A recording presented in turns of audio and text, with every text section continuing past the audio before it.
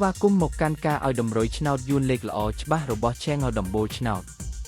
ថ្ងៃនេះ Admin មានលេខល្អៗសម្រាប់ចែកជូនដល់ពុកម៉ែបងប្អូនយកទៅផ្សងសំណាងសម្រាប់ឆ្នោតយួនថ្ងៃទី20 ខែឧសភាឆ្នាំ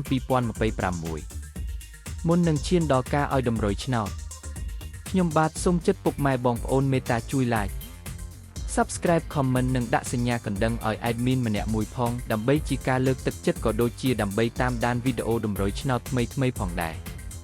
ឥឡូវកុំឲ្យខាតពេលយូរតោះយើងទៅតាមដានតម្រុយឆ្នោតយួនទាំងអស់គ្នាចំពោះឆ្នោតពីរលេខគឺមានលេខ04 99 57និង15សម្រាប់ ABCD សម្រាប់លេខអូសខ្ទង់គឺមាន10អូសនិង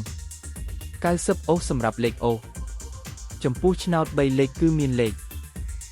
850គុណ466គុណនិង593គុណ